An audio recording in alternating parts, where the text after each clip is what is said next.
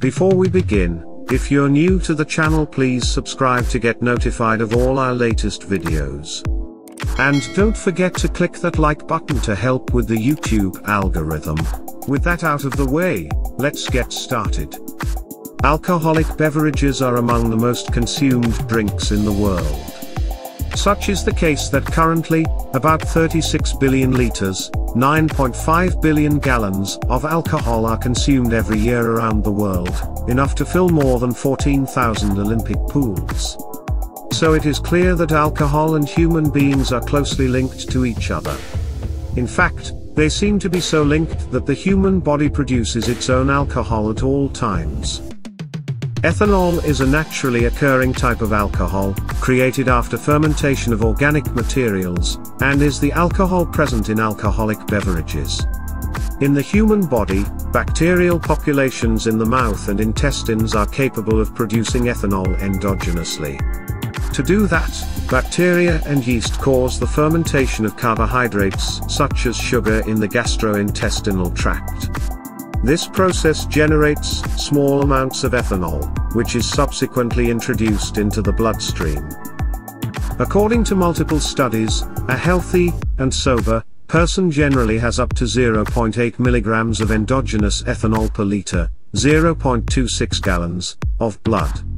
Methanol, another type of alcohol, has also been detected in human blood in concentrations of 0.6 milligrams per liter. Fortunately, these values are too small to be easily detected in the blood and cause legal problems to the person. But some people do not have it that easy, especially those suffering from conditions such as the so-called autobrewery syndrome, ABS. Under such condition, an individual's digestive system is overpopulated with fermentation-producing bacteria and fungi, which can make huge amounts of alcohol from sugar-rich foods. People with ABS can have more than 4 grams, 0.14 ounces, of alcohol per liter of blood, to the point of always being drunk without drinking any alcoholic beverage. Ozone is an unstable substance. Being composed of 3 oxygen atoms, ozone tends to disintegrate into simpler molecules in minutes. For that reason, the ozone gas in the atmosphere must be continuously replenished and would decrease until almost disappearing if it were not for certain ozone-producing sources. Ultraviolet radiation, thunderstorms and human activities produce most of the ozone present on Earth. But your body also contributes to it. Nearly 2 decades ago, scientists discovered that the human body's immune system produces ozone as a way to fight biological threats. Our bodies contain a type of cells called neutrophils, white blood cells coated with antibodies, which travel through the body to eliminate infectious bacteria and fungi. To do their job, neutrophils feed their antibodies with high-energy oxygen molecules. The antibodies then transform such molecules into ozone, which is useful for eliminating invasive bacteria. Neutrophils engulf the foreign microorganisms and bombard them with the newly created ozone molecules to destroy them. Since almost 3/4 of our body's white blood cells are neutrophils, the amount of molecular ozone produced in each person is significant enough. However, this is not a good thing. Ozone in large concentrations is harmful. At 25 kilometers, 15.5 miles, above Earth, ozone composes a gas layer that protects Earth's life from solar radiation. But near the ground, ozone contributes to air pollution, being one of the main components of the so-called smog. And in the human body, ozone breaks down cholesterol, creating toxic molecules that accelerate the development of diseases such as atherosclerosis and arthritis. For humans, cyanide is an extremely toxic chemical compound. It kills in a short time by preventing cellular respiration in the organism. Cyanide's lethality is more than proven. It has been used as a chemical weapon to kill countless people over the centuries. For that reason, it is surprising to know that cyanide exists naturally within the human body itself. Various concentrations of cyanide enter our bodies every day, since the chemical is present in the air, water and food we eat. In fact, foods, such as apples and spinach, are carriers of cyanide. But there is no need to panic, such concentrations are extremely small, in the order of a few micrograms per plant. For the record, a microgram equals 1/1,000,000th of a gram. In contrast, an intake of 0.1 grams of cyanide is necessary to kill a 70 kilogram, 154 pound, average person. Cyanide is also produced by our bodies.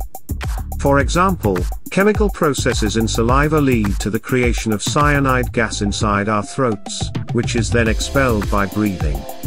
It is estimated that, at any given time, a healthy person can contain up to 50 micrograms of cyanide per 100 grams, 3.5 ounces, of tissue. But such compound does not accumulate inside our bodies.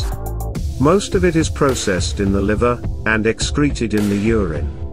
Another part is converted into carbon dioxide by our lungs, and like the aforementioned cyanide gas, it is released with each breath. The processes behind the absorption, production and detoxification of cyanide in the human organism are quite complex. So we must thank our bodies for silently freeing ourselves from such a lethal poison. 3. Any type of radiation in excessive amounts is harmful to humans. For example, even if ultraviolet radiation is not trying to burn our skin, the background radiation found everywhere will be pushing us to get cancer anyway. But did you know that some radioactive materials also inhabit our interior?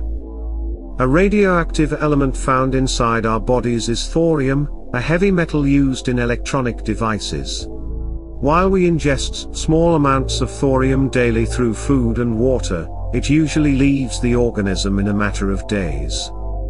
Another of the most infamous substances we carry is uranium.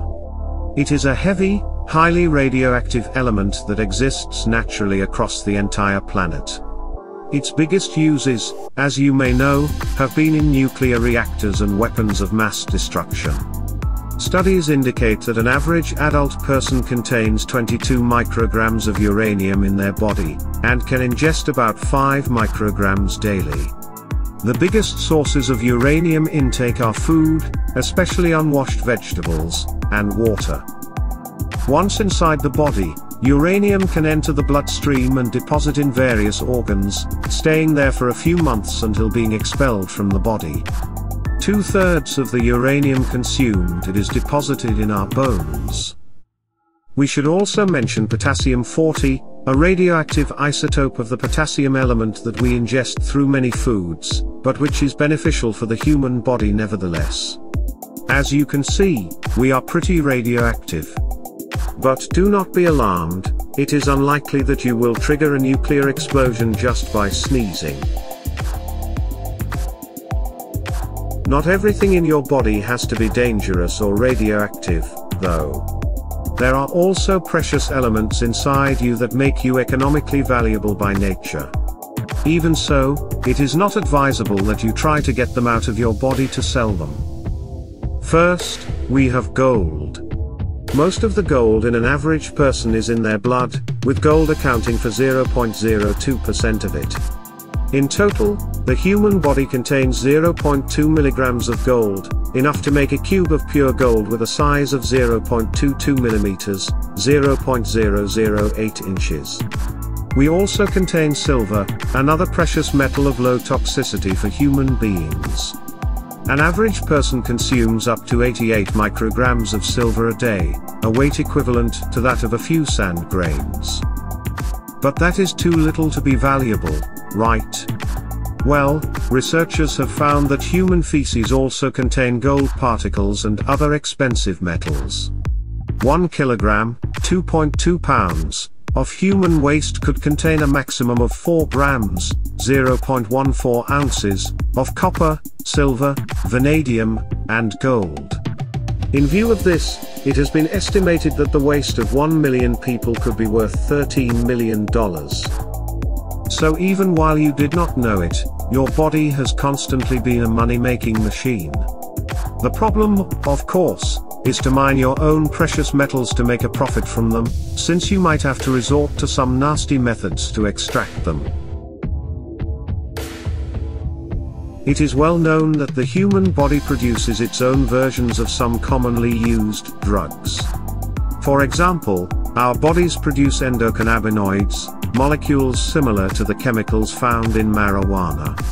Our brains also produce chemical compounds called endorphins, which cause the same pain-killing effects as morphine.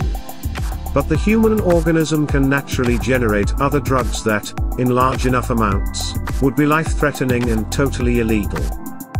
One such drug is called dimethyltryptamine, or T. This drug is commonly extracted from certain South American plants and can be drunk, smoked or injected. Tea produces serious hallucinogenic effects, with users claiming to have traveled to other worlds or met divine beings after ingesting the drug. However, there is evidence that the human brain regularly produces small amounts of tea. It is believed that the drug could be released in the body during deep sleep or in near-death experiences. Another human-produced drug is a substance known as GHB, sometimes called liquid ecstasy.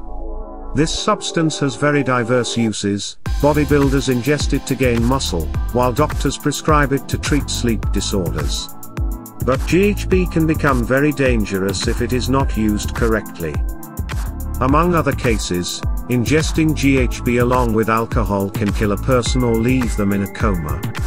That is why it is surprising to know that our bodies contain the drug naturally, although in minuscule and non-harmful amounts. GHB is found in many tissues of the body, in the blood and also in the brain, in concentrations of up to 1 mg per liter. It is convenient to warn that both T and GHB are illegal drugs and their use is prohibited in many countries. So be cautious when telling someone that you make those substances, even if it is true.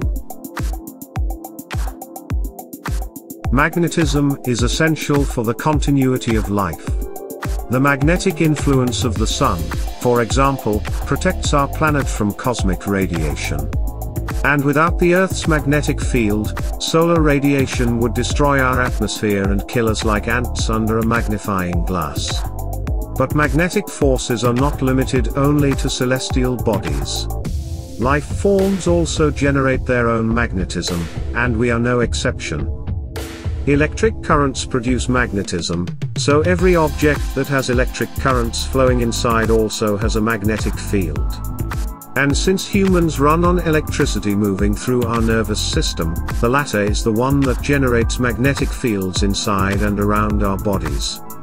Each of our organs works with a specific amount of electricity, so each part of the body has its own magnetic field.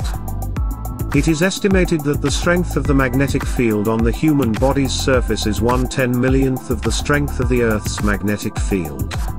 The magnetic field of the brain, meanwhile, is about 200 million times weaker than that of our planet. On the contrary, the winner among the most magnetic organs is the heart. It has a magnetic field just 1,000,000 times smaller than the magnetic force of the Earth.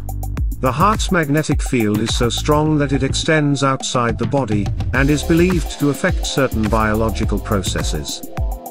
As you can see, the magnetic forces of the human body are very small. But that has not stopped some people from claiming that they are magnetic enough to attract metal. What benefits has the ability to stick spoons to the body, on the other hand, is not something well known. This point is much more comprehensive than the rest, because not only do we have stardust in our bodies, but we are actually made of it. The idea that humans are composed of stellar materials has been around for decades now, but recently we could prove that it is a reality. At the beginning of the universe, there were only basic elements such as hydrogen and helium. When these chemicals clumped together to form the first stars, heavier and more complex elements began to be produced inside those bodies. Such elements were carbon, nitrogen, oxygen, phosphorus, iron, and sulfur. These elements, in turn, make up human beings almost entirely. How did these elements get to Earth? When stars reach the end of their lives, they usually explode, ejecting their outer layers with plenty of different elements. After traveling great distances for a long time, the remains of these exploding stars fall to the Earth's surface, where they mix with the rest of the ground. Then, plant life absorbs such elements dispersed in the soil, and we do the same by eating those plants. Over the years, the materials formed inside the stars become part of our bodies, which are renewed with such elements all the time. 2 years ago, researchers discovered that 97% of the atoms in the human body are of the same types as those found in stars. Moreover, 93% of the body's mass is believed to be stardust. 8. It has been known for a long time that the human body emits light radiation. To give an example, the heat of our bodies produces infrared light, a type of electromagnetic radiation that humans cannot see, although other animals can. Now, when it comes to emitting visible light, one might think that such thing is impossible for us. Like almost all matter in the universe, we reflect light, but we do not emit it, right? Well, that is not entirely true.